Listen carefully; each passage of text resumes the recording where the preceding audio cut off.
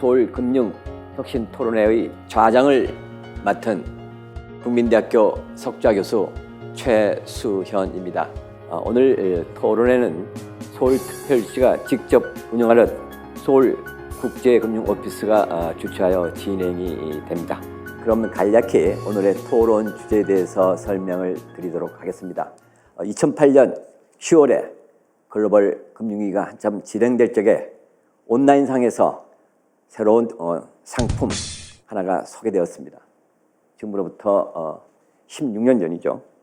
그런데 오늘날 세상에 이런 자본, 금융시장과 실물 경제까지도 엄청난 파괴를 가지고 영향을 미치고 있습니다. 흔히 우리가 이걸 가상자산이라고 버추얼 에셋이라는 용어를 가지고 불리고 있는데, 여기에 대해서 서로 국제적인 경쟁력을 확보하기 위해서 국가적인 차원에서 노력을 기울이고 있는 시점에서 오늘 이 토론을 통해서 바람직한 방향이 설정된다는 측면에서 상당히 의미 있는 토론회가 되리라 생각을 합니다. 그럼 오늘 토론회 발제와 토론을 담당하신 분들을 소개해 드리겠습니다. 오늘 토론회의 중요성을 감안해서 학계와 업계에서 매우 중요한 역할을 하신 분들을 특별히 모셨습니다. 자, 우리 박사님을 소개합니다. 안녕하십니까, 이정두입니다. 다음에는 오늘 토론위원은 세 분의 전문가를 모셨습니다. 안녕하십니까, 이해붕입니다. 안녕하십니까, 한국디지털에셋의 조진석입니다. 반갑습니다. 안녕하세요, 주현철입니다. 오늘 바쁘신데도 불구하고 오늘 토론회에 함께하신 네 분께 특별히 감사 말씀을 드립니다. 먼저 금융연구원의 이정두 박사님께서 토론 주제에 대해서 개략적인 발표를 하고, 다음에 세 분의 토론위원님들께서 토론이 진행이 되겠습니다. 이정두 박사님의 주제 발표를 보도록 하겠습니다.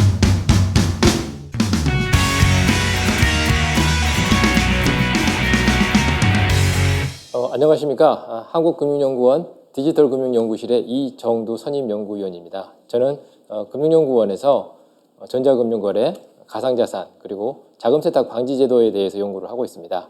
오늘은 한국 가상자산 산업의 현황 및 미래 발전 방향에 대해서 말씀드리도록 하겠습니다. 먼저 국내외 가상자산 산업 현황에 대해서 간단히 말씀을 드리고, 가상자산 규제 동향, 그리고 산업의 발전 방향, 시사점 및 향후 과제 순서로 말씀드리도록 하겠습니다.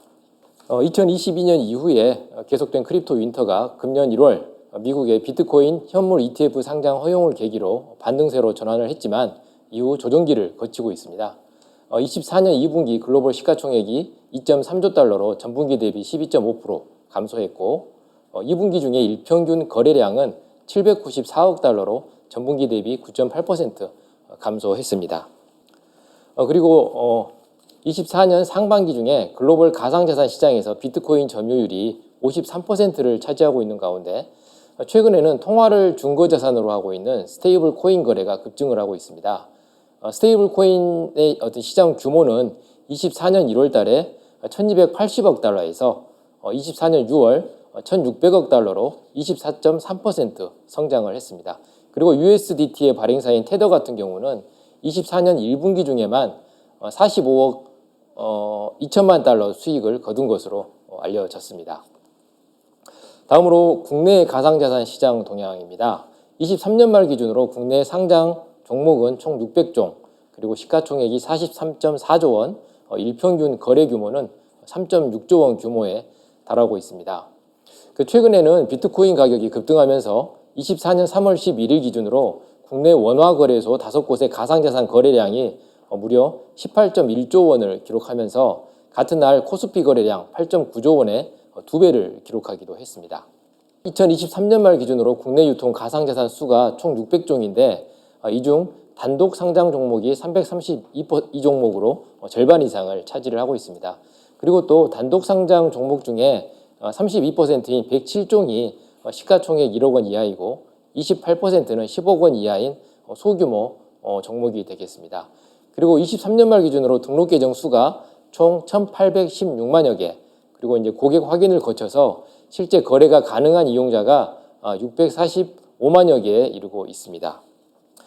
신고 가상자산 사업자 총 37개 중 영업종료사가 4개가 있고요. 또 자료를 제출하지 않은 곳이 4개가 있어서 제외가 되었습니다. 거래소가 22곳, 그리고 지갑 보관업자 7개 사업자, 그리고 거래소 총 종사자 수는 1,665명 수준입니다. 23년 하반기에만 총 영업이익이 2,693억 원, 그리고 원화 예치금은 4.9조 원 수준으로 나타났습니다. 다음으로 국내 가상 지갑 및 보관 사업 현황입니다. 신고된 지갑 보관 사업자 10개사 중 2개사는 영업을 종료했고 1개사는 자료 제출을 거부한 상태입니다. 총 수탁권은 10.9조 원 규모로 23년 상반기 대비 7.8조 원 급증을 했습니다. 고객 구성을 보면은 법인 고객이 126개사, 그리고 수탁 규모가 10.8조 원인데 반해서 개인 고객은 26만 명이지만 수탁권은 200억 원 수준에 불과합니다. 그리고 2023년 중에 매출은 230억 원이 있었지만 영업 손실을 37억 원 기록을 했습니다. 다음으로 가상자산 규제 동향에 대해서 말씀을 드리도록 하겠습니다. 가상자산 정책 및 제도 설계의 선결 과제입니다. 현재까지 가상자산에 대한 각국의 접근 방법이 다양하고 또 제도 정비가 지연되고 있는 원인을 4가지 정도로 정리를 해봤습니다. 첫째로 과연 가상자산이 자산인지, 그리고 법적 성격을 어떻게 봐야 할 것인지 조금 불분명한 이슈가 계속되고 있습니다. 국내 같은 경우는 세법이나 형법, 그리고 민법 등과 관련해서 이제 재산이라고 인정을 하고 있지만 과연 가상자산이 물건인지, 그리고 권리는 어떻게 인정하고 확보할 수 있을 것인지, 이런 부분들에 대한 논의는 학계에서도 계속 진행이 되고 있습니다. 실제로 힌만 미국의 SEC 기업금융국장인 힌만은 비트코인이나 이더리움 같은 경우는 충분히 탈중앙화되었기 때문에 증권이 아닌 것으로 판단되지만 다른 가상자산들은 아직 증권으로 볼 여지가 있다라고 이제 발언을 해서 힌만의 패러독스로 불리고 있는데요. 이 의미가 지금은 탈중앙화가 안 되었기 때문에 증권이지만 어느 순간 탈중앙화가 되면은 또 증권인 것이 증권이 아닌 것이 될 수도 있다라는 이제 해석이 가능하기 때문에 가상자산의 성격을 규명하기 어려운 어떤 그런 부분들을 보여주는 그런 발언이라고 생각이 됩니다. 둘째로 가상자산의 투기성을 고려할 때 가상자산 이용자의 보호 필요성이 있는지에 대한 논란도 계속되고 있습니다. 국내에서 가상자산 이용자 보호법이 제정이 되었지만, 그리고 또 시행이 되었지만 여전히 투자자라기보다는 이용자라는 용어가 계속 사용이 되고 있고, 또 가상자산이 실물 경제에 어떠한 효용이 있는지 이런 부분들도 아직 입증이 안 되고 있는 상황입니다. 다음으로 가상자산 이용자 보호와 관련한 이용자 보호와 또 관련 기술 산업의 육성 간의 균형점을 찾기 어려운 그런 부분도 있습니다. 산업을 육성하기 위해서는 모험 자본의 공급과 어떤 투기적인 거래의 용인이 일정 부분 필요하지만 이와 관련해서 그럼 이용자는 어떻게 보호할 것이냐라는 부분에 대한 균형점은 앞으로 계속 논의가 될 것 같습니다. 다음으로 집행의 어려움이 있는데요. 가상자산의 가상성으로 인해서 국가 간의 규제 관할이 불분명하고 또 집행력이 확보되는 그런 문제가 있습니다. 실제 국내에서 가상자산 이용자 보호법이 시행됐지만 최근에도 외국 거래소들이 국내에서 불법적으로 영업하는 부분에 대해서 가상자산 이용자 보호법을 집행하지 못하는 그런 한계들이 얘기가 되고 있습니다. 하지만 이미 가상자산 시장은 방안의 코끼리처럼 커져 있는 상황입니다. 시가총액이 43조 원을 넘고 등록 계정이 1,800만 개, 그리고 일평균 거래 규모가 3.6조 원에 달하기 때문에 국내에서도 좀 적극적인 그런 조치가 필요하다고 생각을 합니다. 가상자산 산업 관련된 주요 동향입니다. 최근 들어서 가상자산과 금융산업의 연계성이 증가를 하고 있습니다. 23년에 미국 실버게이트 은행 파산 등에 따라서 가상자산 시장 발 금융 시스템 안정성 위험 요인이 부각되었습니다. 그리고 2024년 1월 달에 미국 SEC 그리고 3월 달에는 영국의 FCA, 4월 달에는 홍콩 SFC 등이 가상자산 현물 ETF 상장을 허용을 했습니다. 이에 따라서 이제 기존의 전통적인 금융회사들이 가상자산을 보유하는 어떤 그런 규모가 급증을 하고 있습니다. 이에 따라서 이제 국제기구라든지 주요국에서는 가상자산 규제체계 정비를 서두르고 있는 상황입니다. 일례로 아이오스코라든지 BIS나 FSB 같은 주요 국제금융 감독기구들이 금융 시스템의 안정성, 그리고 금융기관의 건전성, 투자자 보호 등 다양한 관점에서의 규제 방향을 제시를 하고 있습니다. 기존에는 국제 자금 세탁 방지 기구인 페데프를 중심으로 자금 세탁 방지 규제 차원에서만 가상자산이 논의가 되어 왔습니다. 그리고 또 최근에 그 최초의 포괄적인 규제 법안으로 각국의 어떤 규제 지표가 될 수 있는 EU의 가상자산 규제법이 금년 7월부터 일부 시행이 됐고, 또 그동안 좀 보수적이었던 영국이나 홍콩 같은 경우도 관련 법제 정비를 좀 서두르고 있는 상황입니다. 아울러 그 차세대 금융 중심지 육성 전략으로 디지털 자산 인프라의 구축 및 관련 산업 유치 경쟁도 치열하게 진행이 되고 있습니다. 다음은 가상자산 ETF 허용과 관련 시장의 급성장 상황에 대해서 간단히 말씀드리겠습니다. 24년 미국 SEC의 비트코인 현물 ETF를 승인한 이후에 70종 이상의 ETF가 발행됐고, 또 280억 달러 이상의 자금이 관련 시장에 유입됐습니다. 또 이제 금융기관들이 720억 달러 규모의 비트코인을 보유 중인 것으로 분석이 되었습니다. 미국 같은 경우는 18곳의 기관 투자자가 비트코인 ETF를 1억 달러 이상 보유 중인 것으로 공시가 됐습니다. 하지만 국내에서는 이제 비트코인이나 이더리움 같은 가상자산 관련 ETF의 발행뿐만 아니라 미국 같은 그런 주요국의 증권시장에 상장돼서 거래되고 있는 ETF의 중개거래도 금지하고 있는 상황입니다. 국내 디지털 자산 규제에 관련된 경과입니다. 우리나라 같은 경우는 2017년 12월 달에 범정부 가상자산 TF에서 국내 ICO 및 금융회사의 가상자산 관련 투자, 거래 등의 전면금지 방침을 발표를 했습니다. 그리고 20년 3월 달에 특정금융정보법을 개정해서 자금 세탁 방지 규제 목적으로 좀 제한적인 범위에서 가상자산 및 가상자산 사업자에 대한 정의와 신고 의무 등을 도입을 했습니다. 그리고 작년 7월 가상자산 이용자 보호법을 제정했고 금년 7월 19일부터 시행이 됐습니다.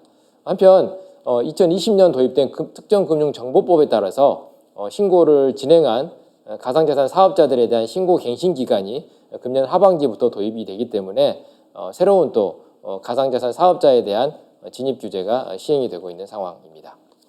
가상자산 이용자 보호법의 주요 내용을 살펴보면 2번 이용자 자산의 보호, 3번 불공정 거래의 규제가 이제 대부분을 차지하고 있는데, 구체적인 내용에 있어서는 가상자산 사업자들에 대한 영업행위 규제도 일정 부분 포함을 하고 있습니다. 그리고 4번에 감독 및 처분 등과 관련해서는 명확한 정부의 감독 근거를 마련을 하고 있습니다. 가상자산 산업의 발전 방향에 대해서 말씀드리겠습니다. 먼저 해외 주요국의 가상자산 산업 정책에 대해서 간단히 설명을 드리고, 국내 가상자산 이용자 보호법의 시행 및 향후 과제에 대해서 말씀을 드리도록 하겠습니다. 유럽의 대표적인 친크립토 국가인 스위스 같은 경우는 제도권 은행의 가상자산 거래를 최초로 승인을 했습니다. 중부에 있는 소도시인 주크에 가상자산 산업특구인 크립토밸리를 조성해서 다양한 스타트업을 육성을 하고 있고, 23년 말 기준으로 1250여 개 이상의 관련 기업을 유치를 한 바 있습니다. 이더리움이나 솔라나, 카르다노, 글래스노드, 바이낸스 같은 유명한 회사들의 본사가 스위스에 소재를 하고 있습니다. 스위스 같은 경우는 가상자산을 별도로 다루는 법률은 없지만 가상자산의 구조나 성격, 그리고 기능에 따라서 자금세탁 방지법, 은행법, 증권거래법, 집합투자법 등을 적용을 하고 있습니다. 그리고 또 2020년 3월 스위스의 시그넘 은행은 은행이 발행한 최초의 스테이블 코인으로서 스위스 프랑과 1대1로 연동된 DCHF를 발행하기도 했습니다. 다음으로 영국인데요. 영국 같은 경우는 암호자산의 잠재력을 통해서 글로벌 핀테크 중심지의 지위를 강화하고 또 금융혁신을 지속하겠다는 방침입니다. 특히 영국 같은 경우는 혁신에 있어서 위험 부담이 불가피함에 따라서 위험 요인을 적절히 관리하면서 혁신을 저해하지 않도록 유도를 하겠다는 계획입니다. 그 의미는 시장 참가자들이 관련 리스크를 인식을 하고 있고, 또 관련 거래가 금융 안정성 등에 중대한 영향을 미치지 않는 경우에는 규제 부담을 고려해서 신중한 규제 설계를 진행을 하겠다는 그런 의미입니다. 재무성 같은 경우는 가상자산 규제 관련해서 3가지 핵심 규제 원칙을 제시를 했습니다. 먼저 동일 리스크 동일 규제 원칙, 그리고 과도한 규제 부담의 지양 및 규제 필요 분야의 집중, 다음으로 시장과 기술 발전에 대응한 유연한 규제 운영입니다. 영국은 이제 금융감독 기본법인 금융서비스 및 시장에 관한 법률을 통해서 암호자산 규제 체계를 도입을 했습니다.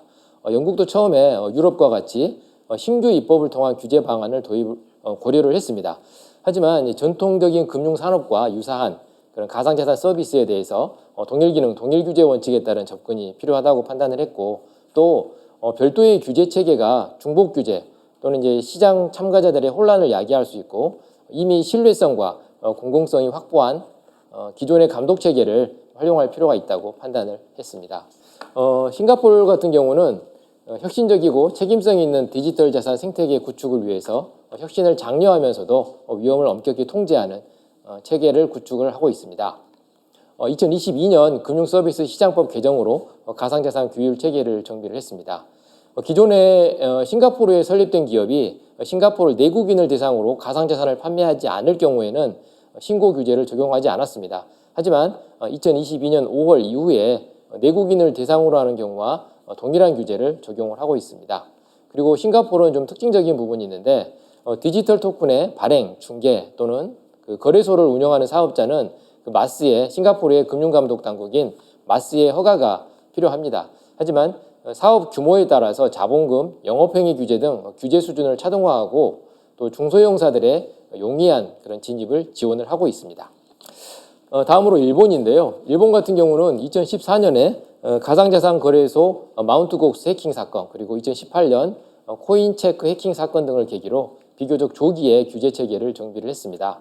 2023년 4월에는 가상자산 규제 백서를 발간해서 웹 3.0 분야에서 선도적인 위치를 명확히 하겠다는 정책을 발표했고 세제 지원 같은 가상자산 시장 활성화 방침을 제시를 하고 있습니다. 다음으로 아랍에미레이트인데요. 그 오른쪽 위에 배너를 보시면 아랍에미레이트 같은 경우는 그 라마단 기부금도 크립토 에셋으로 받고 있습니다. 그 연방제 국가인 아랍에미레이트 같은 경우는 헌법에 특구를 설립할 수 있는 근거를 두고 있고 연방금융법은 두바이와 아부다비 두 곳에 금융 특구를 허용을 하고 있습니다. 현재 두바이와 아부다비 간에 이제 글로벌 기업 유치 경쟁이 진행되고 있고 또 최근에는 싱가포르이 규제를 강화함에 따라서 관련 기업들이 아부다비로 사업 근거를 이전을 하고 있습니다.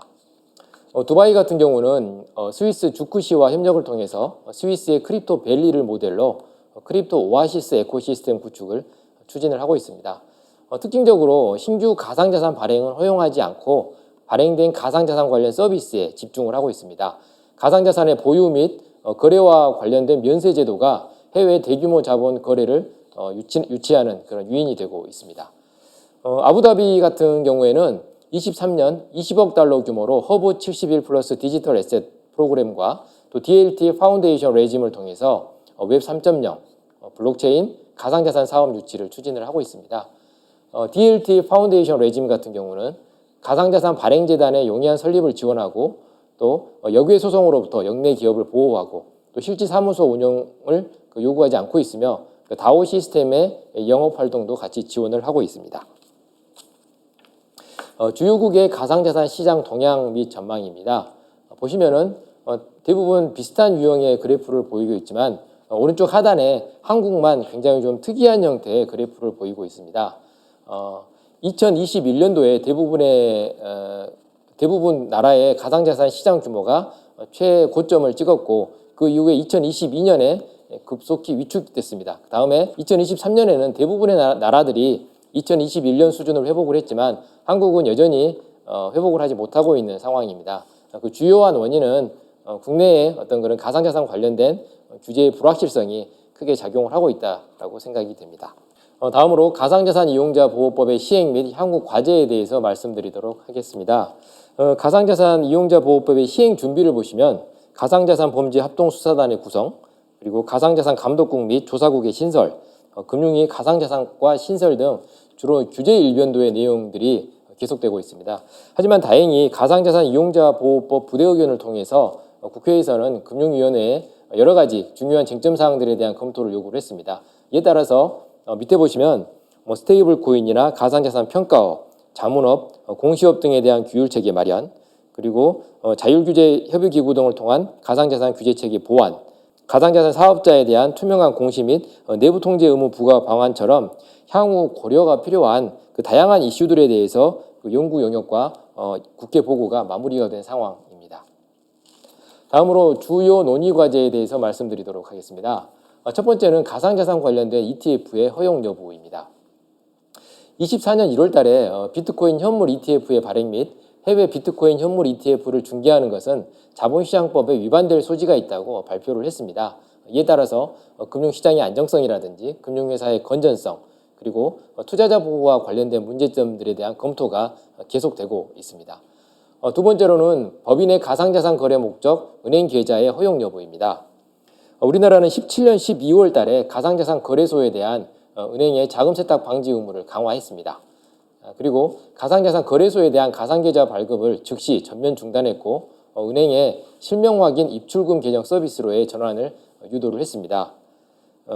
이에 따라서 금융회사뿐만이 아니라 일반 법인도 가상자산 거래가 사실상 막혀있는 상황인데요. 법인의 가상자산 거래 허용은 업계의 수건 사업이라고 볼 수 있겠습니다. 다음으로 가상자산 산업의 범위입니다. 가상자산 이용자 보호법은 가상자산을 매매하는 행위, 다른 가상자산과 교환하는 행위, 그리고 보관, 관리, 이전하는 행위, 매매 교환을 중개, 알선, 대행하는 행위를 가상자산 산업으로 정의를 하고 있습니다. 반면 가상자산 사업자의 신고 매뉴얼에서 보면 거래업자, 보관 관리업자, 지갑 서비스업자 등으로 분류를 하고 있습니다. 산업 정책과 관련해서는 좀 보다 다양한 사업 유형을 포섭할 필요가 있다라고 생각이 됩니다. 다음으로 이제 국내 발행의 허용 여부 및 요건이 있습니다. 2017년 9월 달에 기술, 용어 등에 관계없이 모든 형태의 국내 ICO를 전면 금지하는 방침이 발표가 됐습니다. 그리고 22년 9월 달에는 이러한 ICO 금지에 대한 헌법 소원이 각하되기도 했습니다. 하지만 이제 국내 시장 현실을 고려한다면은 이런 7년 전에 어떤 그런 방침은 변경을 논의할 때가 되지 않았나 이렇게 생각이 됩니다. 다음으로 시사점 및 향후 과제에 대해서 말씀드리도록 하겠습니다. 먼저 시사점입니다. 앞서 보셨다시피 국가별로 다양한 하드웨어, 소프트웨어 모델이 존재를 하고 있지만 하지만 이제 베스트 프랙티스라고 볼 수 있는 그런 모델은 아직은 없다고 보여집니다. 기존의 금융규제법에 반영한 나라도 있고 또 별도로 입법을 한 그런 사례도 있고요. 또 이제 적극적으로 육성을 하는 경우, 소극적인 감독을 하는 경우, 금지를 하는 경우 등 접근 방법의 차이도 다양하게 있습니다. 다음으로 가상자산과 디지털 자산 생태계에 대한 그 이원화된 접근 방법이 있습니다. 디지털 자산 인프라 육성에 대해서는 공감을 하지만 가상자산에 대해서는 신중한 접근을 하고 있는 그런 모습들입니다. 특히 스테이블 코인이라든지 CBDC에 대해서는 금융 시스템 측면에서 적극적인 규제와 연구를 진행할 필요가 있습니다. 그리고 다음으로 동일기능, 동일규제의 원칙에 기반함에도 다양한 스펙트럼의 탄력적인 규제가 운영이 되고 있습니다. 투자나 지급결제, 유틸리티 토큰 등 가상자산의 실질적인 기능과 위험에 따른 제도 설계가 필요하다고 봅니다. 각 나라들이 굉장히 유사한 용어를 사용을 하고 있지만 실제로 들여다보면 국가별로 어떤 구체적인 접근 방법은 다양하게 나타나고 있습니다. 일례로 이제 차등적인 이용자 보호 사례인데요.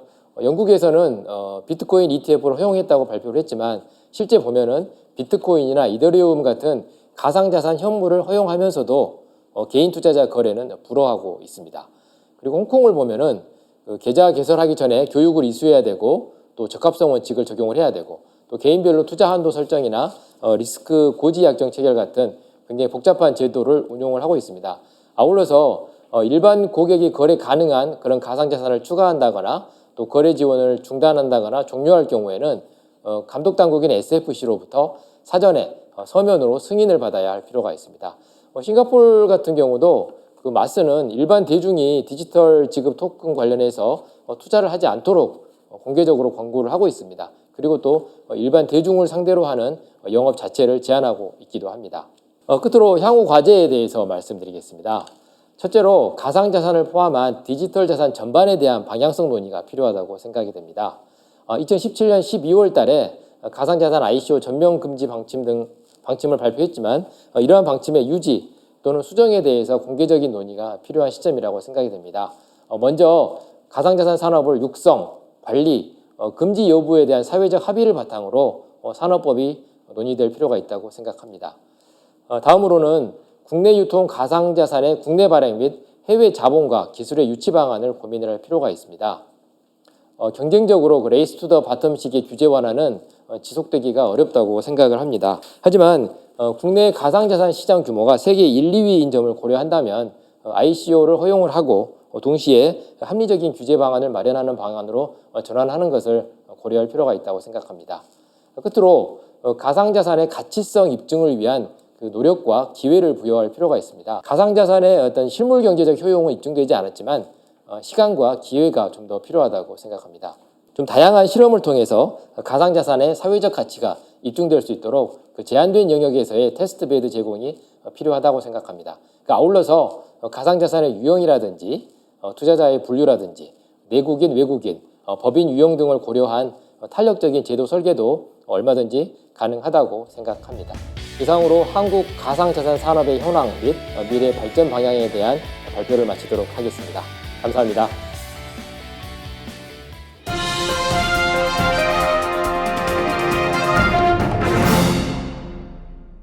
네, 이정돈 박사님 수고하셨습니다. 가상자산 산업의 현황, 시장의 동향 및 이 법적인 과제들, 그다음에 주요 이슈들에 대해서 설명을 잘 해주셨습니다. 이제 토론을 진행을 하도록 하겠습니다. 토론은 크게 이제 두 가지로 나누어서 가상자산 산업의 현황 및 발전 방향에 대해서 한 분야로 하고, 또 다른 주요 과제인 가상자산 이용자 보호에 대해서 토론을 진행하도록 하겠습니다.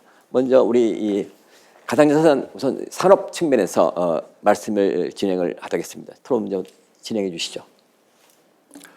이 가상자산 산업이라고 할 때 그 범위를 어떻게 특정할 것인가가 큰 문제일 텐데요. 이 가상자산 관련 서비스 제공자로 보는 것이 현재 우리 이용자보호법이라든지 특정금융정보법의 접근 방법이라고 생각합니다. 그러나 좀 더 범위를 넓힌다고 하면 비트코인 백서에서 출발했듯이 암호화기라든지 블록체인 기술, 분산원장 기술, 이러한 기술들을 가지고 그 인류의 진보, 기술적인 특성을 인류의 진보, 프라이버시 보호 이런 데까지 적용하려고 하는 다양한 시도까지 포함한다고 하면 이러한 그 산업을 전부 아우를 수 있는 기본적인 법 체계라든지 규율 체계, 이걸 이제 프레임워크라고 하면 이런 것들이 바람직한 방향으로 어떻게 어떤 특정 부분을 놓치지 않으면서 다 포섭해 갈 것인가 하는 논의를 국제적으로 표준 제정 기구들이 해왔고, 또 주요국들이 또 앞다퉈 글로벌 허브가 되려고 하는 나라들은 이거를 제도화하고 있다. 이런 말씀을 먼저 드리고 싶습니다. 네, 이어서 제가 좀 설명드리면요. 국내에서는 가상자산 산업이라 하면 거래소를 아마 떠올리실 겁니다. 그런데 사실은 가상자산 사업은 거래소 위에도 아까 그 이정도 박사님 발표했듯이 보관사업자, 지갑사업자 이렇게 법적인 정의 외에도 평가회사, 그다음에 공시 이런 다양한, 그다음에 그 디파이 서비스라든지 다양한 플레이어들이 있는데, 국내에서는 그 특검법, 이용자보호법에서 너무 제한된 사업자 영역을 하고 있어서 오히려 산업적인 발달에서는 좀 저해 요인이 돼 있고, 그래서 아까 말씀드린 2단계 입법에서는 다양한 산업에 대해서 블록체인 관련 산업에 대해서 정의가 필요할 거고, 그거에 대해서 어떤 역할을 할 수 있는지 정의가 필요할 거고요. 이렇게 지금 특검법이나 이용자보호법에서 제한된 사업자 영역을 정의하다 보니까 지금 블록체인 관련으로 우리 내부 국내에서 많은 유능한 개발자나 사업을 할 수 있는 비즈니스 기획자들이 추가적인 사업을 할 수 없어 해외로 오히려 진출하는 그러한 상황이 발생되고 있고요. 그래서 저는 그 가상자산 사업자의 그 영역을 너무 국한돼서 보지 말고 다양한 플레이어들이 있다는 것을 인식하고 제도화가 됐으면 좋겠다고 생각합니다. 이상입니다. 제가 이제 인수위에서 가상자산 정책을 프레임워크를 짰고요. 한국은행과 금융위, 금감원에 자문을 하고 있는데, 산업적인 측면은 국가 거시경제적인 측면을 보지 않고서 이야기할 수 없습니다. 국가는 기본적으로 자본은 한정되어 있고 돈이 어디로 흘러가야지 국민들의 부를 더 생산할 수 있는지, 그게 먼저 전제가 돼야 되는 거거든요. 그러면은 가상자산으로 돈이 가는 것이 좋으냐, 반도체 시장으로 가는 것이 좋으냐, AI 시장으로 가는 것이 좋으냐의 측면에서 봤을 때 우리나라가 지금 가상자산 시장이 전 세계 한 3위 정도 하는데, 1일 거래량이 60몇 조가 되고, 그 돈이 그러면 반도체 시장에서 과연 가상자산 시장으로 가가지고 했을 때 국가가 경쟁력이 생길 것이냐, 이 질문을 안 할 수가 없습니다. 그래서 매크로적인 측면에서 정부 정책 당국에서는 돈이 어디로 흘러가는지에 대해서 거시적인 관점에서 관리를 하고 있는 것이고 그 관리 감독이 과연 잘못됐느냐 잘하고 있느냐 이런 거는 이제 여러분들의 판단에 맡기겠습니다. 네, 요즘 세 분께서 일종의 기조 발언을 해주시는데 여기 대해서 우리 이 발자분께서도 한번 한 말씀 해주시죠. 네. 굉장히 그 가상자산 산업을 바라보는 시각은 다양한 것 같습니다. 그 사전적으로 어떤 제도의 틀을 묶어놓고 그 틀 안에서만 가상자산 사업자들이 어떤 서비스를 제공하고 활동할 수 있게 하기보다는 오히려 시장에서 그 다양한 그런 서비스들이 가능하도록 어떤 장을 마련해주고 규제가 필요한 부분에 대해서 이렇게 스페시픽하게 규제를 체계를 마련하는 것이 장기적으로 어떤 산업 발전을 위해서 이제 큰 도움이 될 수 있다고 생각을 하고요. 또 우리나라 가상자산 산업이 지금까지 살펴보면 굉장히 투기적인 거래 수요를 바탕으로 주로 이제 거래소 위주로 이제 발전을 해왔다는 부분은 부정할 수 없을 것 같습니다. 그래서 이제 앞으로는 조금 더 가상자산이 어떻게 실물 경제적으로 좀 기여를 할 수 있는지 이런 부분들을 입증해 가면서 발전할 수 있는 그런 기회의 장을 마련해 줄 필요가 있다고 생각을 합니다. 좋은 말씀입니다. 그러니까 가상자산이 금융 시장 산업 내지 실물 경제와 서로 연계돼서 상호 이제 보완 발전되기를 모두가 이제 기대를 하고 있습니다. 그런 의미에서 오늘 토론회가 마련됐다고 생각합니다. 그러면 현재 한국 가상자산 산업 시장 내지 산업에서 뭐 애로점을 얘기를 한다면 구체적으로 어떤 것들이 있을까요? 우리 일단 우리 제가 그 가상자산 사업을 지금 실제 영위하고 있어서 아마 제가 제일 애로점을 많이 알고 있을 것 같은데 일단 그 국내가 글로벌에서 거래량으로는 뭐 2, 3위도 가고 지금 한 8위까지 되고 그래서 뭐 지금 이용자 수가 600만이 넘고 이렇게 해서 엄청적으로 많이 활성화되어 있고 거래가 잘 되고 있고 또 산업적으로 발달이 돼 있다고 아마 오해를 하시는데 저는 반대로 생각하고 있거든요. 아까 발자장님 말씀하셨듯이 저희는 거래소 위에 거래의 중심적인 산업 구조고 사실 글로벌 비즈니스로 보면 이게 단순히 토큰의 투자 수단이 아니라 다양한 산업군으로 지금 펼쳐져 있고 그 산업군들이 다 유니콘 기업으로 다 성장돼 있습니다. 그래서 이걸 보시면 국내에서도 블록체인 업비트처럼 이런 거래소에 뛰어난 영역도 있지만 나머지 분야에서도 글로벌 기업들이 나와야 되는 거고 그런 글로벌 기업들이 결국은 해외에서 자본을 끌어들이는 거거든요. 이게 하나의 수출의 기반이지 단순히 투자 목적으로만 보지 않았으면 좋겠고요. 그래서 이렇게 시각이 다르다 보니까 저희 산업함 입장에서는 지금 대한민국은 국내 위주의 시장이 되다 보니까 시장이 산업적으로 발달될 수가 없습니다. 개인이 하다 보니까 전부 거래소에 투자 위주로의 트랜잭션만 일으키는 거고 법인들이 들어와야지 법인이 꼭 투자 목적이 아니어도 몇 년 전 얘기를 들으면 NFT 한번 얘기를 드려볼게요. 22년도에 한창 NFT가 활성화되어 있고 그 국내 대기업들이 웬만하게 다 진출하려고 노력을 했었는데 사실 NFT를 발행하고 중개했다는 거는 NFT를 발행하고 받는 수수료들이 다 블록체인에서 있는 토큰으로 받게 되는데 대기업들이 토큰을 받았는데 국내에서 거래가 안 되다 보니까 이걸 어디다 교환을 해서 재무제표에 원화로 해서 반영을 할 때 못하게 됩니다. 그러니까 정상적인 비즈니스 목적으로 코인을 수익으로 매출로 발생했는데 이거를 현금화할 수 있는 경로가 없다 보니까 사실 대기업들이 산업에 진출할 수가 없는 거죠. 그러니까 법인이 못 들어오면서 왜곡돼서 개인 시장만 되는 거고 그래서 저는 이쪽 업무를 하면서 제일 어려운 부분이 국내에서는 가상자산을 바라보는 인식이 투기나 투자 목적을 하다 보니 산업의 발전이 없고 산업의 발전이 없다 보니까 또 한편으로 블록체인을 갖고 뭐 실증적인 사업을 하는 게 뭐냐 우리 현실의 서비스하고 접목되는 게 뭐냐 사실 이건 기관들이 들어와서 서비스를 개발하고 해야 되는데 그런 부분들이 약하다 보니 영세한 사업자들이 그냥 토큰 발행하는 거에 급급해서 RCO에서 투자 목적으로 하는 왜곡된 시장이 돼 있고요.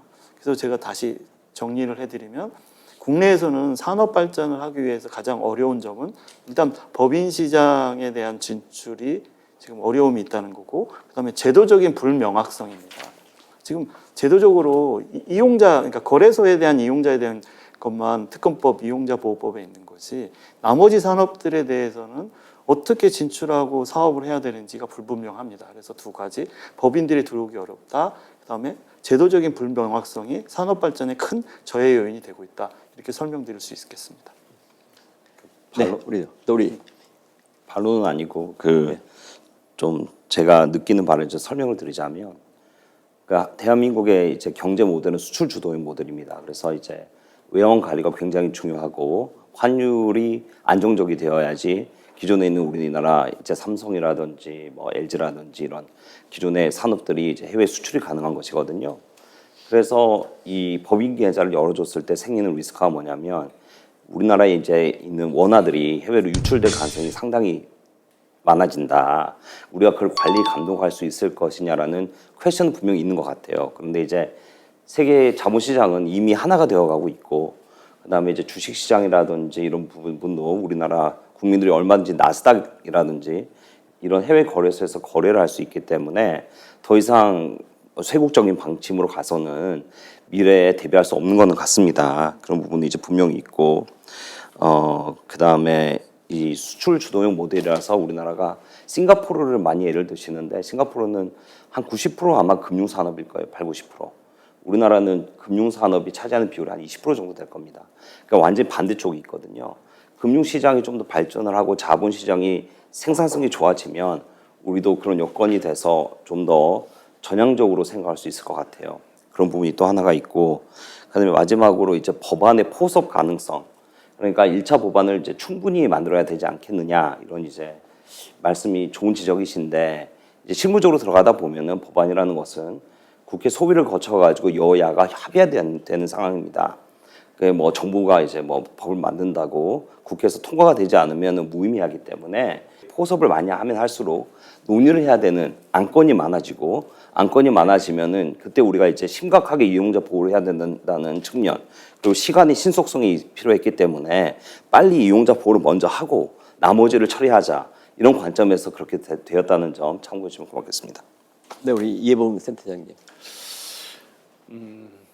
저는 이제 좀 크게 봤으면 좋겠다는 생각을 하는 것이, 이 두바이하고 아부다비가 지금 이제 석유가 고갈될 수 있거든요. 그러면 석유 없는 경제를 어떻게 꾸려나갈 것인가라고 하는 고민을 했고, 그 결과 경제 자유지역, 그다음에 허브 71이라든지 디지털 애셋 관련해서 글로벌 리더십을 확보를 해서 그로부터 창출되는 재산을 축적해 가겠다, 국민의 부를 축적하겠다, 이런 그 전략을 세운 것이고, 또 하나 유럽 연합인 경우에는 27개의 나라가 멤버십이지 않습니까? 이제 회원국인데, 이 27개 나라들에 적용될 디지털 금융 전략을 세운 것이죠. 2020년에 이미 세워서 이 디지털 금융 전략 하에 관련 법들, 이 도대체 디지털이라는 게 뭐냐,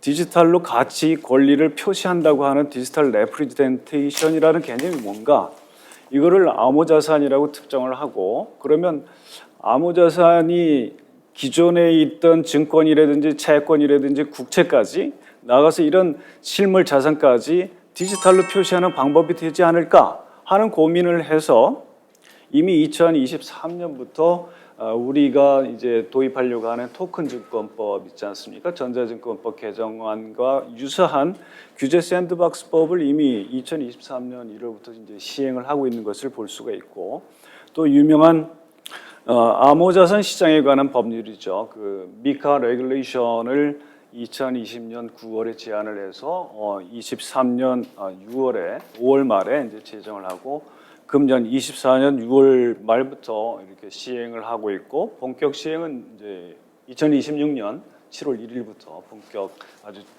완전히 시행 단계로 갑니다만, 이런 것도 유럽 연합이 뭐 데이터 경쟁도 많이 하고 있지 않습니까? ICT 관련 산업 미국하고. 이러다 보니까 또 미국에서는 가만히 있을 수 없다 그래서 대통령이 행정명령을 내렸지 않습니까?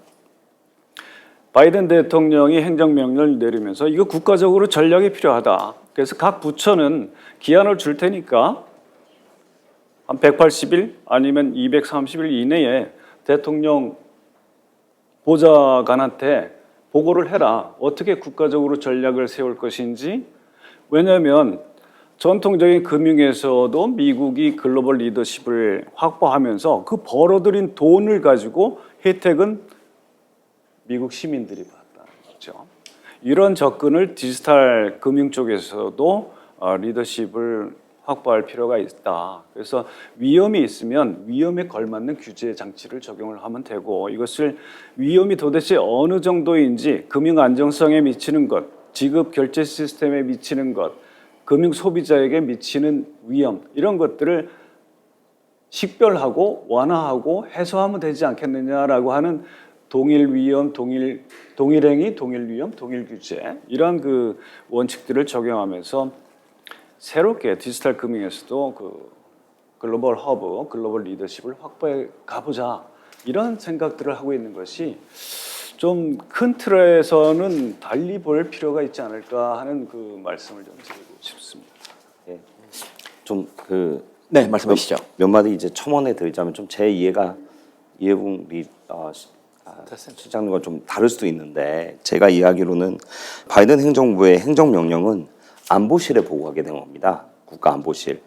즉 미국의 위협으로 크립토커런시가, 가상자산이 미국의 안보의 위협이 될 수 있기 때문에 그런 부분에 있어서 면밀히 검토해서 제재를 가하는 것이고, 그 이후에 수개월 후에 이제 바이낸스 조사가 시작되고 CG가 6조 원의 철퇴를 맞게 됩니다. 그리고 미국은 여러 가지 행정명령과 조사를 통해서 수조 원대 혹은 수천억 원대 벌금을 부과하고 있어요. 매년 한 50여 건이 됩니다. 근데 한국은 사실은 뭐 우리가 가상자산 뭐 업자들에게 벌금을 부과한 게 총액을 더해봤자 매년 미비한 금액이고, 그런 이제 정책적인 툴이 없기 때문에, 정책적인 툴이 없는 상황에서 이 시장을 이끌어 간다는 것이 상당히 좀 애로사항이 있고요. 두 번째는 뭐냐면은 이 여러 기관들이 미국 같은 경우에는 권한을 분할해서 가상자산을 관리 감독합니다. 예를 들어 증권성 검토라는 것은 미국의 이제 커먼라 시스템이기 때문에 법원에 넘길 수가 있어요. 이게 증권입니까 하고. 그럼 SEC는 자유롭죠. 법원이 판단해 주면 되니까. 근데 한국은 금융위원회가 판단하지 않으면 법원이 판단할 수가 없습니다. 그러니까 금융위원회가 모든 리스크를 안고 가는 거거든요. 그리고 또 미국은 CFTC라고 이제 선물거래소, 현물거래소와 SEC가 관할권 다툼을 하고 있어요. 근데 한국금융위원회가 스테이블 코인만 한국은행에 줬지 나머지는 모든 리스크를 안고 있기 때문에 행정당국이 그 리스크인데 뭐 하시죠 이렇게 생각할 수도 있겠지만은 조심스러울 수밖에 없습니다. 그런 부분도 좀 참고해 주십시오. 네, 여러 가지 이 가상자산 그 업계 현황에 대해서 좋은 말씀을 해 주셨습니다. 그걸 잠깐 정리를 해보면, 이 가상자산 이슈가 국제적으로 논의되면서 정식으로 채택된 게 그 FATF 국제 자금 세탁 방지 기구예요. 그래서 암호화폐, 그 당시에 크립토커런시가 악용될 것을 국제 자금 세탁 방지 기구에서 이걸 이제 버추얼 에셋이라고, 한국말로 하면 가상자산이라고 정하면서 오늘날 여기까지 온 거죠. 그러면서 이걸 이제 오늘날 우리 이 가상자산 이용자법에도 이걸 이제 명시하고 있는데, 이게 확대하면 기본적으로 무슨 뜻이냐면은 블록체인 기술하고 암호화 기술을 가지고 거래하는 금융자산, 이렇게 정하면은 굉장히 범위가 법의 개념을 훨씬 더 벗어나서 다양한 범위까지도 응용돼서 오늘날 우리 아까 도 대표님 말씀하신 게 그런 사업이 다양한 사업을 하고, 이런 것들이 우리가 글로벌 금융시장에서 허브가 될 수 있는 하나의 좋은 계기가 될 수도 있습니다. 왜냐하면 한국이 ICT 기술이 뛰어나기 때문에 한국의 우선 인력하고 매치가 되면은 세계 금융시장에서 금융산업은 좀 경쟁력이 떨어지지만 가상자산 허브가 될 수 있는 기회가 되지 않았나, 이런 생각들을 많이 하면서 얘기를 하고 있습니다. 그리고 또 하나 지금 법적인 측면이 나오는데, 흔하게 논의되는 법적인 두 가지 이슈가 있습니다. 하나는 이 가상자산 이용자법을 요거를 그 산업적인 측면에서 2단계 법을 추진하는 측면이 하나가 있고, 또 하나가 토큰 증권을 법제화하기 위한 소위 말해서 자본시장법하고 전자증권법을 법제화하는 작업이 현재 두 가지 과제가 남아 있습니다. 이런 것들이 법제화되고 그러면 시행이 되면은 한국 가상자산 산업에 크게 기여하리라고 생각하며 현재 활발한 논의가 전개되는 거 보고 우리가 희망을 가지고 있습니다. 자, 가상자산 산업이 글로벌 시장에서 보다 경쟁력을 가지고 글로벌 가상자산 허브가 되기 위해서는 꼭 해야 된다면 어떤 것들이 있을지 한 말씀 해주시기 부탁드립니다. 예, 우리 발제원님께서. 예. 예. 굉장히 그 가상자산 관련해서는 산업과 시장과 이용자 보호를 따로 떼어놓고 생각을 할 수는 없을 것 같습니다. 특히 이제 그 최근에 이제 그 국제 가상자산 관련된 컨퍼런스가 우리나라에서 열렸는데 외국에서 이제 온 사람들이 당황을 했던 것 중에 한 가지가 한국에서 ICO를 할 수 없다는 부분이 굉장히 그 당황스러운 그런 포인트였습니다. 시장 규모는 이제 세계 최고 수준인데 정작 그 거래되는 가상자산이 국내에서 발행된 게 없다. 이런 부분은 굉장히 좀 기형적으로 발전한 그런 시장이라고 볼 수 있습니다. 특히 또 이제 국내에 이제 상장된 그런 이제 가상자산 그 통계를 보면은 제가 앞서 이제 말씀드렸다시피 32%인 107종이 1억 원 미만이고요. 또 28%인 92종이 10억 원 이하로 굉장히 그 소규모인 그런 가상자산들이 많습니다. 이렇게 봤을 때 이제 제 생각에는 자본시장 같은 경우도 보면 이제 그 공모하고 사모로 시장을 나눠서 좀 더 자유롭게 자금을 조달하고 활동할 수 있는 그런 사모 시장이 있고 또 엄격한 이제 투자자하고 시장 규제가 적용되는 이제 공모 시장으로 차별화해서 운용을 하고 있듯이 우리나라도 일단 ICO를 좀 허용을 하고 또 이것과 함께 좀 시장의 어떤 이해관계라든지 금융시장의 어떤 그런 파급 효과가 작은 이런 부분들에 대해서는 어떤 규제 샌드박스를 통해서 좀 차등적으로 접근할 필요가 있지 않나 이렇게 생각을 하고 있습니다. 네. 이 글로벌하게 보면 여러 가지 시도가 있는 것 같습니다. 이게 이제 가상자산, 버추얼 에셋이라고 하는 스펙트럼만 보더라도 말씀하신 이제 스테이블 코인이 있지 않습니까? 스테이블 코인은 기존의 알고리즘 기반의 스테이블 코인도 있고 법정화폐 기반의 스테이블 코인도 있고 이것을 아예 극복하기 위해서 CBDC라고 해서 중앙은행이 디지털 형태로 발행하는 스테이블 코인 아니 법정화폐죠. 법정화폐를 토큰화한 것 이런 것들을 쭉 볼 때 그리고 일반재, 암호자산, 가상자산이 있을 수 있고요. 공통적인 것이라고 하면 어떤 가치와 권리 관계를 디지털로 표시하는 것인데 그 디지털로 표시한다고 하는 것이 결국은 분산오장 기술, 블록체인 네트워크 기반으로 이렇게 발행되는 형태를 얘기합니다.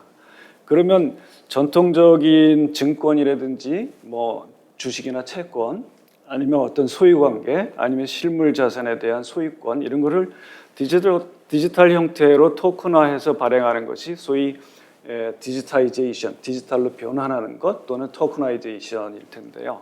그런 것이 있을 수 있고 그냥 블록체인 생태계에서 네이티브 토큰으로 발행되는 코인이나 토큰들이 있을 수 있고 이런 것들을 쫙 구분을 이제 스펙트럼을 명확하게 법적 개념으로 좀 집어넣을 필요가 반영할 필요가 있는 것이고요.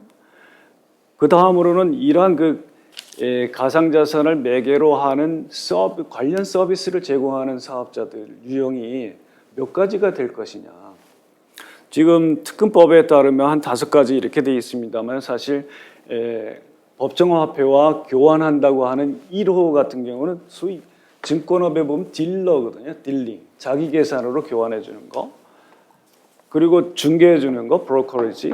또 자문해 주고 펀드를 운영을 해주고 일임해서 맡아주고 주문을 또 보내주고 이러한 유형들을 이미 프랑스는 2019년에 한 10가지 정도로 구분을 했더라고요. 이것이 이제 미카 레귤레이션에도 이제 반영되고 있는데 우리 이용자 보호법에서도 이제 앞으로 좀 될 것이 뭐냐면 근데 커스터디다. 그럼 커스터디의 개념이 너무 부족한 거예요.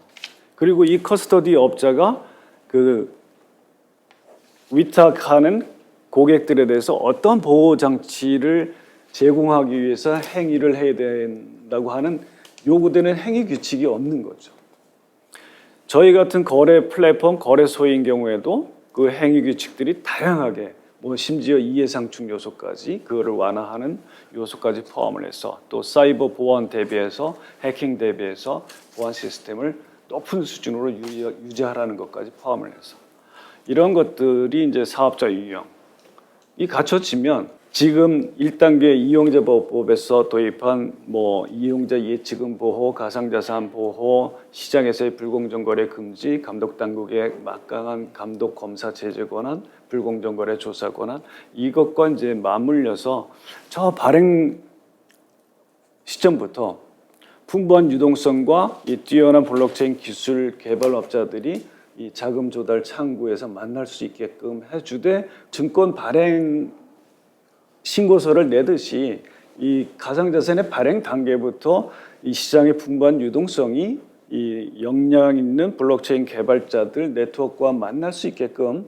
이렇게 허용을 하되, 강력한 투자자 보호 장치를 여기서부터 적용시키는 거죠. 증권 신고서를 내듯이 이런 정보 제공 문서를 제공하도록 해야 그런 정보를 제공하지 않은 자에 대해서 책임을 물을 수가 있거든요.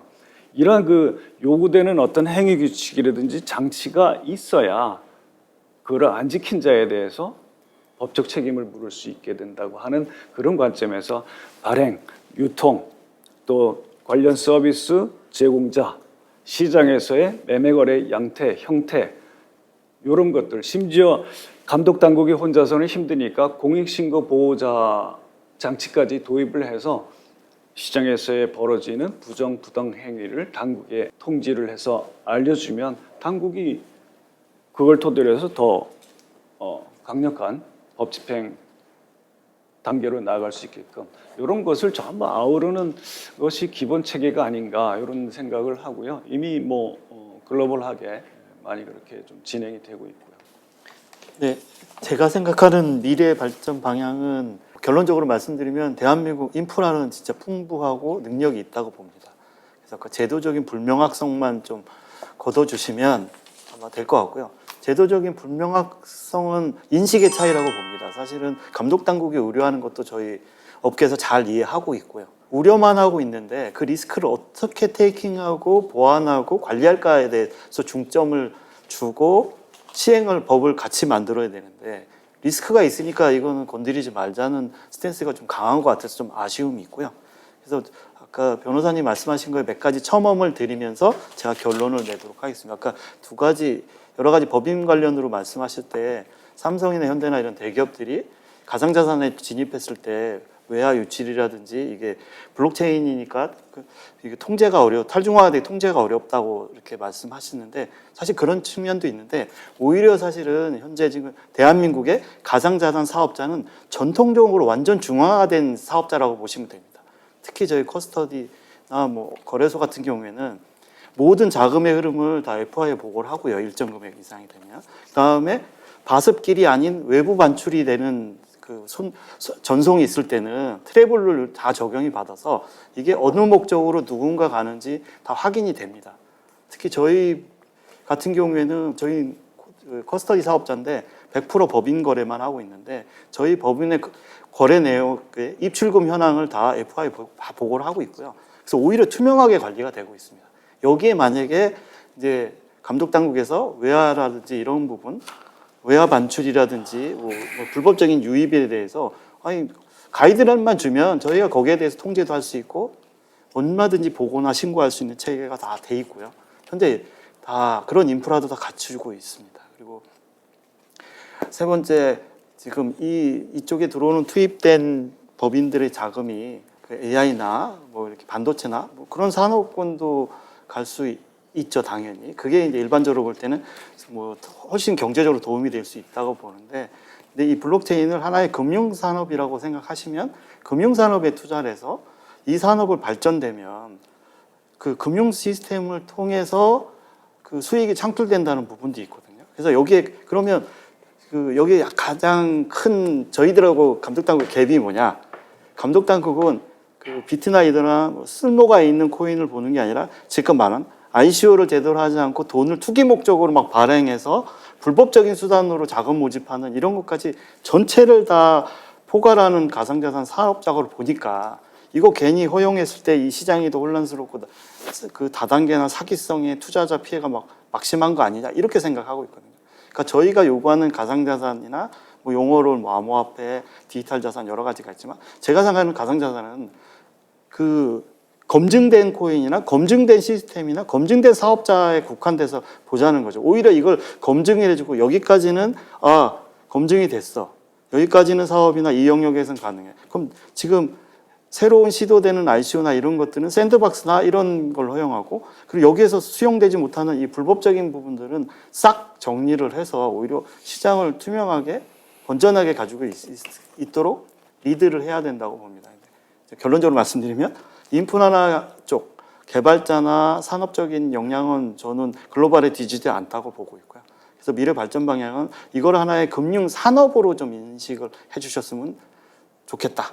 이게 제 결론입니다.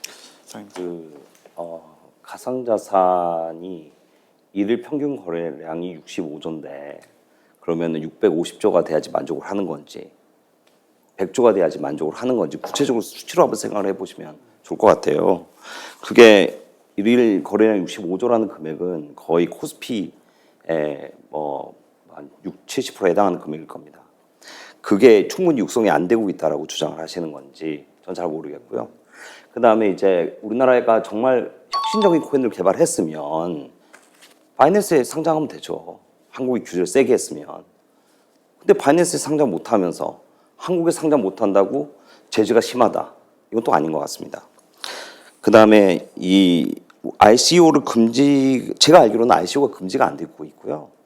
빗썸에도 올해도 이제 여러 개 이제 코인들이 상장된 것으로 알고 있고, 정부 정책은 점점 ICO를 허용하는 방향으로 가고 있습니다. 다만 ICO를 누가 판단해서 허용을 해줄 것이냐, 그 결정권자가 누가 될 것이냐, 거래소가 해야 되느냐, 정부가 해야 되느냐, 이런 부분에는 상당한 이견이 있기 때문에 그 접점을 좀 찾는 과정이 있는 것으로 알고 있고요. 이 충분히 규제가 되고 있고 투명하다면 오늘 신문에 가상자산 사기 금액 1조가 넘었는데 이게 다 우리가 범죄를 발견하는 게 아닙니다. 가상자산은 모니터링이 안 되고 있어요. 공식 규정도 없었습니다. 우리가 적발하는 거는 아마 10분의 1 수준일 거예요.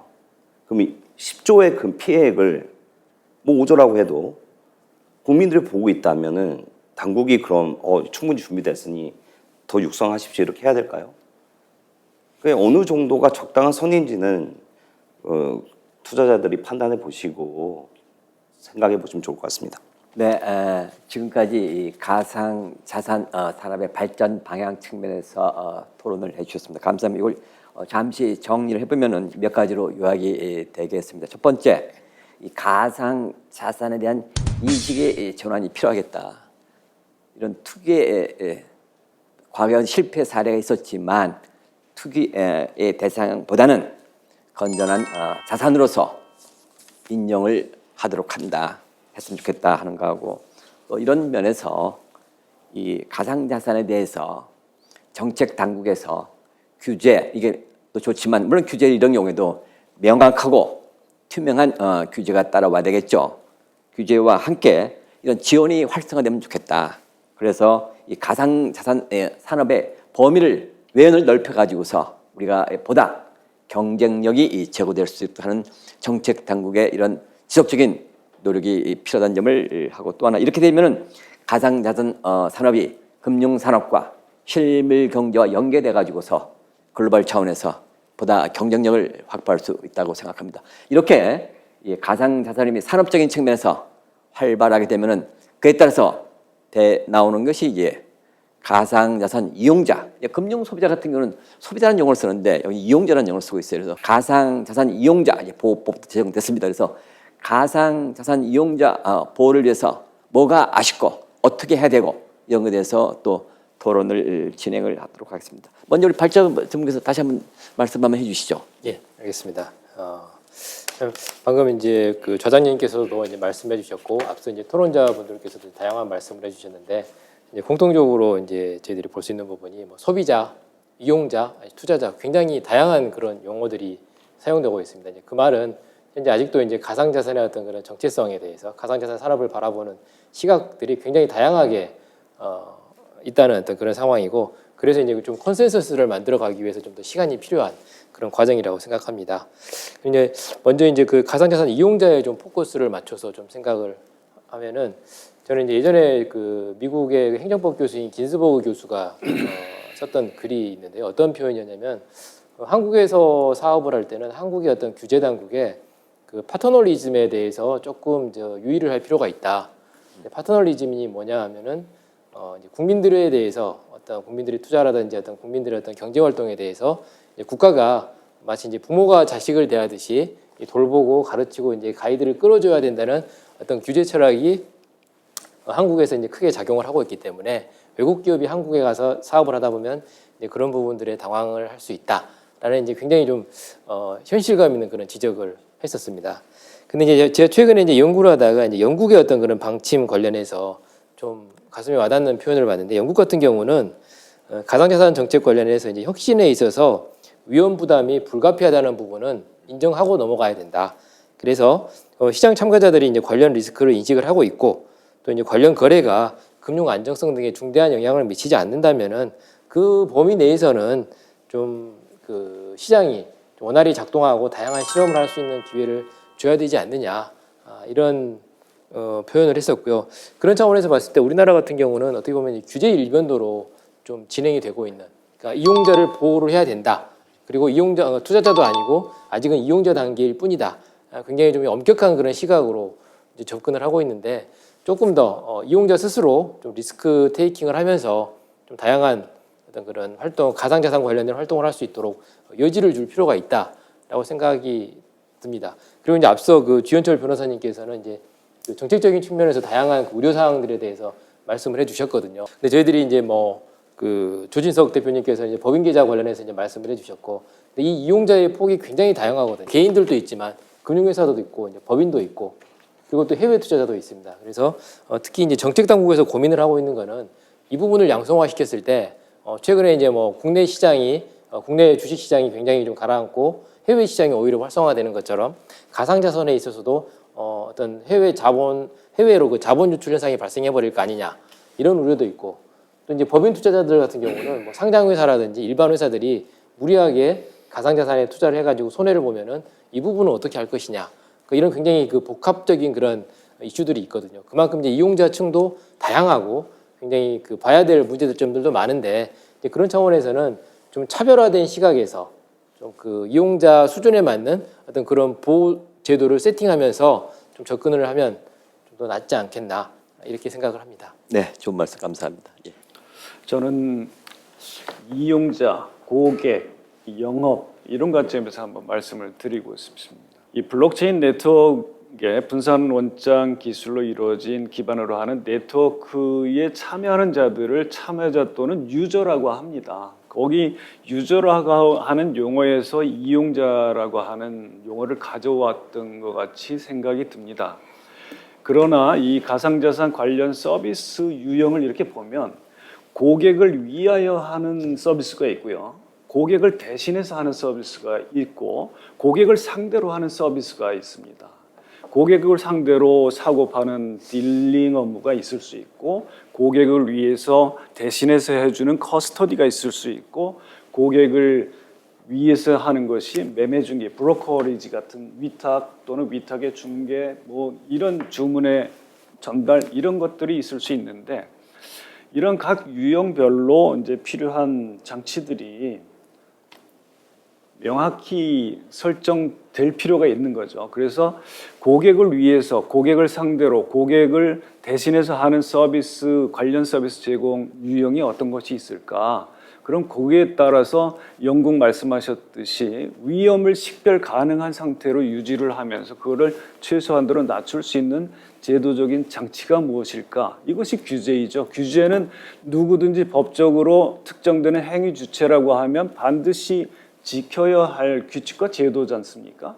그렇지 않게 되면 법 집행이 들어가는 것이고 그에 따라 발생한 손해에 대해서는 손해배상 법적 책임을 질 수밖에 없는 것이고 이런 장치들을 좀 정치하게 법적 명확성 확보 차원에서 할 필요가 있지 않을까? 이건 제 뭐 결론 늘 말씀드리는 포인트고요. 그런 말씀을 좀 드리고 싶습니다. 네, 소비자 보호 측면에서 말씀인데 아까 변호사님이 또 말씀하신 게 그 어제 아마 기사가 나왔을 거예요. 작년도 가상자산 사업으로 1조가 넘게 사기가 있다는데 사실 그 사기라는 부분이 저희처럼 제도화돼서 있던 사업자가 한 게 아니고 그냥 기존의 다단계 사기꾼들이 과거에 옥장판을 파는 거를 그냥 블록체인에 토큰을 찍는 기술을 위해서 옥장판을 준 게 아니라 그냥 토큰을 준 거라고 보시면 돼요. 이게 그래서 블록체인 산업하고 전혀 다른 결이다. 이게 기술을 썼다는 부분인 거지. 근데 그 기술도 제가 생각할 때는 고도의 기술이 아니에요. 지금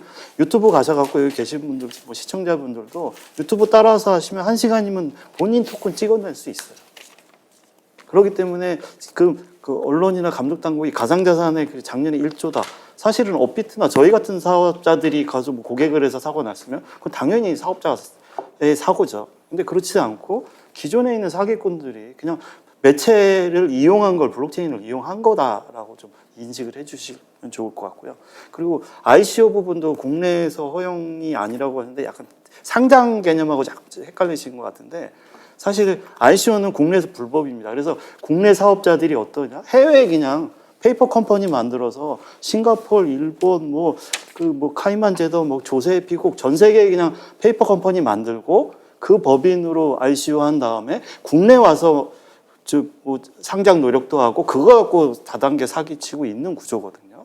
그렇기 때문에 오히려 잘하시는 루나테라도 사실 테라 재단이 다 싱가포르에 있어요. 사실은 우리가 이번에 권도영이 한국에 온다 그래도 법인으로 그 친구를 가지고 뭐 할 수 있는 건 없어요. 왜? 법인이 한국 법인이 아니고 사인으로 개인으로서의 뭔가 처벌받을 게 안 되는 거예요.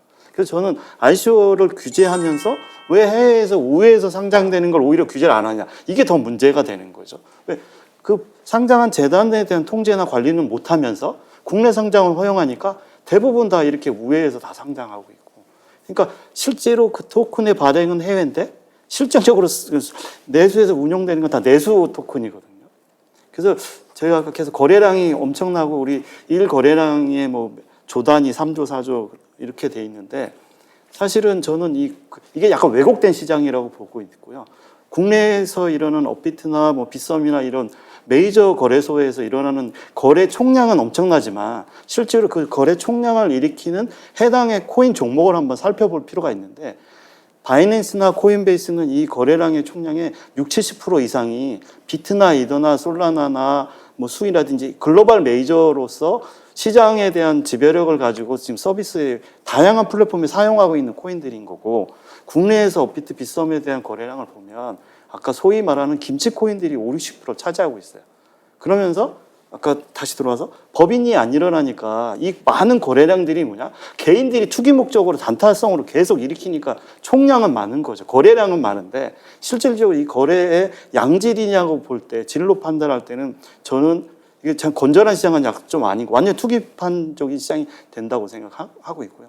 그래서 결론적으로 말씀드리면 이 소비자라 이용자가 개념이 이 사업자의 서비스를 가상자산 사업자의 서비스를 이용하는 이용자에 대한 보호는 특검법, 이번에 이용자 보호법에 타이트하게 많이 규율이 되어 있고요.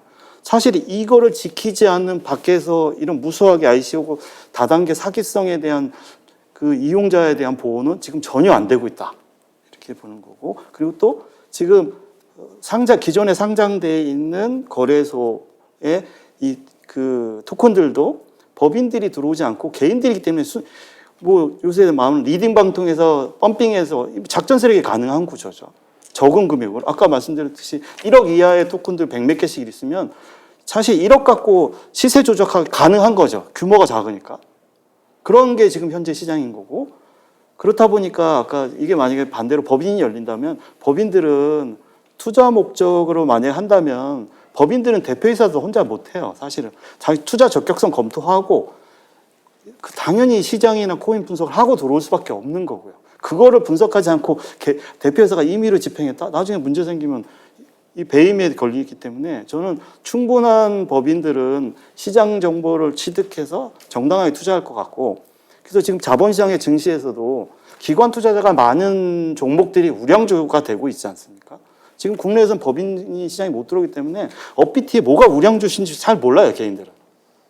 그리고 그러다 보니 리딩방이나 카톡방 해서 누가 추천 뿌리면 막 들어가게 되고 만약에 법인들이 들어서 건전한 투자 시장이 되면 법인들이 다수 보유한 종목들이나 토큰들이 일반 개인들이 볼 때는 저게 좀 뭐 안전하니까 저렇게 이렇게 기관들이 많이 그 보유를 하고 있구나 이렇게 돼서 오히려 소비자 이용자 보호 측면에서 기존 사업자에 있는 쪽은 규제가 돼 있고 오히려 기존 가상자산 사업자 영역에 들어오지 않는 영역에서 사건 사고가 일어난 거가 더 중요한 역할이 되고 있고 소비자 피해가 훨씬 크다.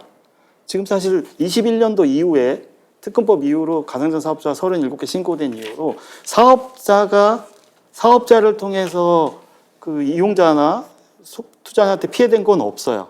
근데 이번에 아쉽게도 폐업을 하면서 반환 절차가 제대로 되는 이런 이슈는 있지만 사실 3년 동안 운영한 37개사가 소비자나 이용자에 의해서 손해를 끼치거나 이거 사기성으로 일으킨 건 없어요, 사업자가.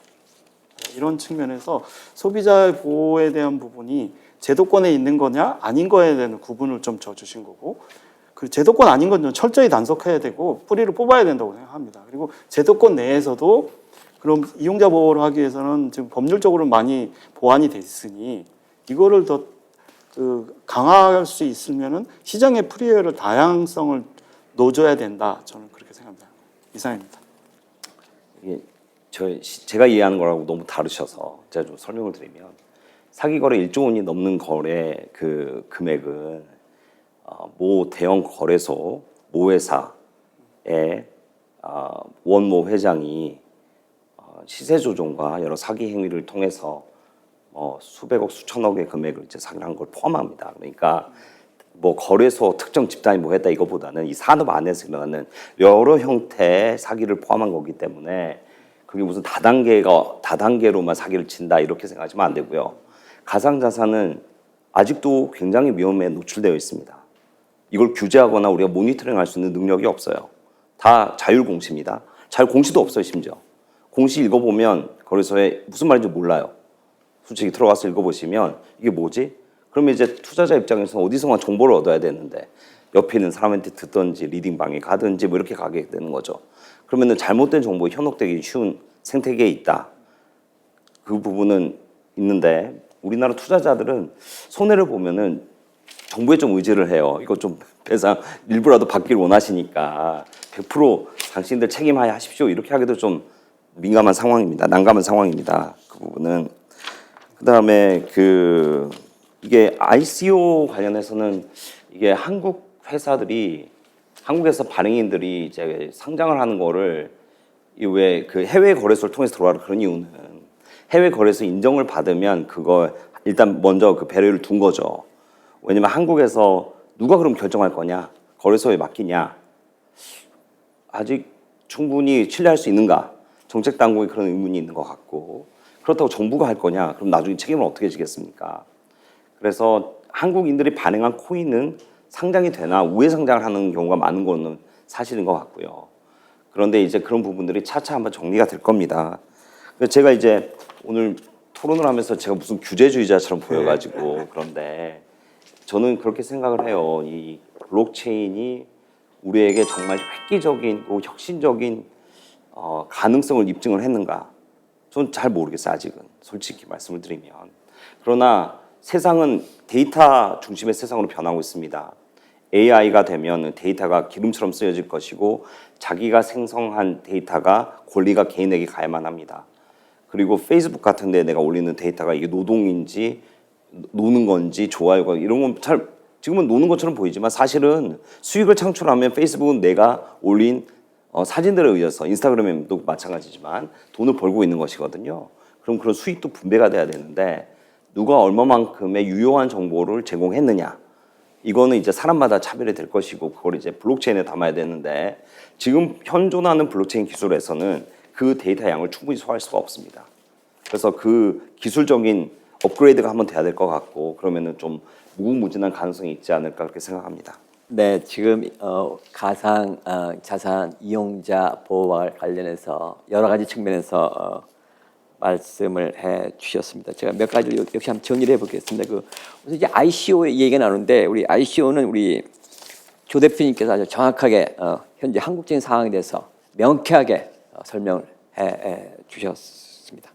가상자산 그 거래 규모에서는 제가 그걸 들으면서 이런 생각이 났어요.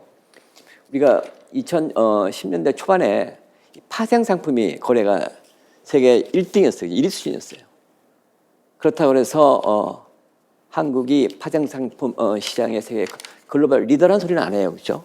그래서 현재 이 가상자산 거래도 세계적인 수준인데 이게 진정 제가 몇 번 강조하는 가상자산 산업과 시장에 있어서 글로벌 리더가 되기 위해서 무엇을 해야 될 것인가. 그래서 우리 토론을 하고 있는 거란 생각을 제가 해봤습니다. 그래서 또한 가상자산 이용자 보호를 하기 위해서는 정책 당국도 아까 말씀하신 제도권 내 가상자산 사업자에 대해서 그들에 대한 보호와 규제들도 필요하지만 제도권 밖에 소위 말해서 지금 얘기했던 뭐 이런 사기, 가상자산 코인을 이용한 이런 불법 사기에 가까운 이런 뭐랄까요 조직이랄까요 여기에 대해서도 철저한 단속과 그다음에 통제가 필요하다는 말씀을 하셨습니다. 정말 적절한 말씀이라고 생각합니다. 그래서 또한 가상자산 이용자들도 우리가 금융상품을 고를 적에 몇 시간 동안 금융사 소개하는 금융사 직원들하고 상담도 하고 필요하다면 녹취도 하고 그렇습니다. 그죠? 그래서 그런 식으로 가상자산에 대해서도 이건 눈에 보이지도 않아요. 그죠? 아무 글자도 없습니다. 그래서 여기에 대해서 이런 법률 관계라든지 이 성격이라든지 여기에 대해서 이런 알려고 하는 노력을 더 많이 해야 되겠다 하는 생각을 해봤습니다. 또 하나는 이 블록체인과 관련해서 우리 인터넷이 www가 90년 만에 등장하면서 어떻습니까? 지금은 모든 생활 근처에 가까이 있어요. 모든 데 그냥 www만 누르면 인터넷 접근할 수가 있는데 과연 이 www에 상응하는 블록체인 기술이 www에 상응하는 기술을 보편성을 가질 것인가에 대해서는 이제 논란이 많은 건 사실입니다. 그 앞에서 선두 역할을 하는 것이 바로 이 가상자산 업계예요. 그래서 이 분야에서 잘 하셔가지고서 블록체인 기술이 우리 생활에 가까이 있다, 도움이 된다 하는 거라면 다른 분야로 직원 중에 이 뭐랄까요 구호에 비해서 실적이 구체적인 성과가 미약한 것도 좀 사실이에요, 그죠? 그래서 좀 더 보완해서 발전해서 한국의 새로운 미래 먹거리 산업으로 블록체인 기술, 가상자산 산업이 성장 발전되기를 우리 모두가 바라는 마음입니다. 그래서 자 그러면 우리 토론회를 마무리 측면에서 한 말씀씩 부탁드립니다. 우리 무슨 발전분께서 한 말씀 해주시죠. 네, 먼저 이렇게 굉장히 핫한 주제에 대해서 함께 토론할 수 있는 자리에 불러주셔서 감사드립니다. 그리고 가상자산 이용자 보호법이 이제 금년 7월달에 시행됐지만 이제 첫 삽을 뜬 거라고 생각을 하고요. 보다 좀 건설적인 방향으로 가상자산 산업이 발전하기 위해서는 업계를 비롯해서 이용자 그리고 이제 규제 당국까지 모두의 노력이 절실하게 필요한 시기가 아닌가 그렇게 생각을 합니다. 감사합니다. 저는 이 투자라는 관점에서 보면 투자는 내 돈을 내어주고 어떤 수익에 관한 약속을 사는 행위이거든요. 소비는 내가 그냥 필요한 거 그냥 쓰고 버리면 그만입니다. 그래서 이 투자라는 관점에서 보게 되면 그 ICO도 마찬가지고 IEO도 마찬가지고 그 블록체인 토큰 개발자들이 자금을 조달해 갈 때는 반드시 그의 어떤 약속을 하면서 가져갈 거예요. 내 돈을 집어넣는 저기에 상대방이 누구인지 그 경력은 어떤 것인지 어떤 기술적인 특장점을 갖고 있는지 또 사업을 잘 계속해서 가져갈 수 있을 것인지 이런 것을 잘 판단할 수 있는 장치를 좀 둬야 될 것 같고요. 이거를 만약에 감독 당국에서 심사를 한다 그러면 뭐 증권신고서처럼 이건 이 기재 내용에 대해서 당국이 보증하는 내용이 아니다라는 그 디스클레이머를 맨 앞장에 넣으면 됩니다. 그리고 그 정보를 제공하는 사업자들이 그 기재의 진실성 또 중요한 정보의 누락에 대한 법적 책임 이런 것들을 선언하게끔 요구하면 되거든요. 이런 것들 관점에서 보면 제일 중요한 것은 단어 두 개 하나로 요약한다고 하면 accountability인 것 같습니다. 이 금융 당국에도 굉장히 중요한 덕목이 transparency라고 하는 투명성과 accountability라고 하는 건데 이것은 자기가 맡은 소명을 책무를 다 했다고 떳떳하고 당당하게 누구에게든지 설명할 수 있는 능력을 의미합니다. 그래서 자금을 조달해 간 또 고객을 위해서 고객을 대신해서 고객을 상대로 한 사업자, 시장을 운영하는 사업자들 이런 것들의 요구되는 법적 책무에 대해서 다 했는지를 묻는 이러한 기본적인 핵심 접근 방법을 나타낼 수 있는 것이 어카운터빌리티다. 이거를 다 해야 법적 책임, 라이어빌리티로 빠지지 않게 되는 그런 중요한 핵심 단어다. 이것도 금융뿐만 아니라 가상자산, 암호자산 부분에 있어서도 매우 중요시되고 있는 핵심 가치다. 이렇게 말씀을 드리고 싶습니다. 네, 저는 서울금융혁신토론회에 참여해서 다양한 분야의 분들하고 얘기를 하면서 저도 많이 배우게 되었고요. 시청자분께서도 저희의 이러한 가상자산 영역이 거래소 외에도 다양한 영역에 있다는 걸 꼭 이해해 주시고, 그리고 또 인식의 변화가 좀 필요한 것 같습니다. 네, 그래서 감독당국에서도 이거를 당연히 리스크를 감안하고 규제나 정책을 하지만 이걸 어떤 스탠스로 접근하느냐에 따라 큰 차이가 있을 것 같거든요. 그렇게 좀 보시고, 시청하시는 분들도 가상자산 하면 저가 많은 강의를 다니면 여러 가지 얘기해도 끝날 때는 그럼 어떤 거 사야 돼? 꼭 이거를 그 코인에 투자하고 연결되는데 이게 그런 목적이 아니라는 걸 좀 인식해 주시고, 그리고 맨 마지막에 아까 발제장에서도 말씀 주시고 그 자장께서도 말씀 주셨는데, 그런 블록체인 쪽에서 너희들이 실증적으로 산업에 뭔가 기여한 게 뭐냐, 그거를 실증이 없냐 막 이렇게 했는데, 그런 논란에서 업계에 있는 저로서 약간 죄송한 마음이 들고, 사실은 실증 사례들이 많이 있습니다. 근데 이게 그 실증 사례들이 이 업계나 블록체인 비즈니스 씬에서만 돌기, 일반에 아직은 나오기 어려운 부분이 좀 있어요. 왜냐하면 아까도 이게 금융하고 결제하고 해서 기존의 전통 시스템하고 많이 커플도 돼 있습니다. 그래서 진입이 못 되지만 그 나름대로 국가 내나 그거를 인정하는 이유나 이런 국가 간에서는 충분히 그 효용성이나 입증을 되고 있고요. 그리고 국내 비즈니스에서 많이 반영이 되고 있습니다. 그래서 이 부분은 오늘하고 좀 너무 깊게 될 것 같고, 그래서 생각에 대한 인식의 차이를 조금 더 좀 변화시키는 자리가 되었으면 좋겠다고 생각합니다. 이상입니다. 자, 우리 지표 선생님도 마무리 말씀하시죠. 예. 모든 산업에는 효용성은 있습니다. 효용성이 없다는 건 아니고, 가상자산 시장의 리스크와 베네핏을 봐야 되는데, 리스크 대비 이제 베네핏이 어느 정도 되느냐 이런 거를 이제 정책 당국이 고민을 해야 됩니다. 아까 말씀드렸다시피 1조 원 이상의 이제 사기, 그 다음에 그게 이제 우리가 적발하는 양이 10%든 20%든 5조 정도 된다고 생각하면 20%로 봤을 때 상당한 리스크를 지고 있거든요. 그게 일단 한번 저희가 정리를 잘 해보고 좀 더 시장이 안정화되면 좀 더 전향적인 방향으로 갈 수 있을 것 같고요. 그다음에 증권 신고서 관련해서 말씀을 주셨는데, 미국의 법체계와 한국의 법체계는 상당히 다릅니다. 미국은 증권 신고서에 뭘 쓰지 않거나 중요 정보를 적시하지 않거나 적시해도 정확히 적시하지 않은 경우, 그것만 입증을 하면은 그 다음에는 그걸 자기가 충분히 발행인이 충분히 노력을 해서 신고서를 작성을 했고, 그 손해배상 금액이 일단 추정이 되고, 그게 추정이 된 금액에서 그거를 좀 더 적다는 거를 오히려 발행인이 입증을 해야 됩니다. 그래서 미국은 천문학적인 배상금이 나오거든요. 그렇기 때문에 미국의 발행인들은 증권신고서 하나 작성을 할 때 수억 원을 들여서 합니다.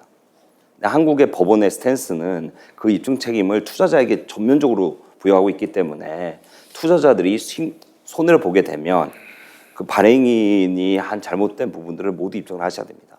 따라서 그런 법 체계가 다르기 때문에 정부 당국이 좀 더 개입을 하는 측면이 있다는 점 말씀드리고, 간단하게 말씀을 드리려고 그랬는데 좀 더 제가 아는 부분 말씀을 드려야 돼서 그렇게 마무리하겠습니다. 감사합니다.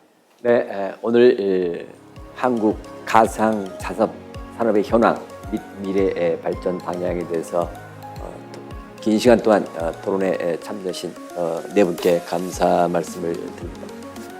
오늘의 토론이 한국 가상 자산 산업 발전에 기여하기를 기대하면서 오늘 토론회를 마칠까 합니다. 감사합니다.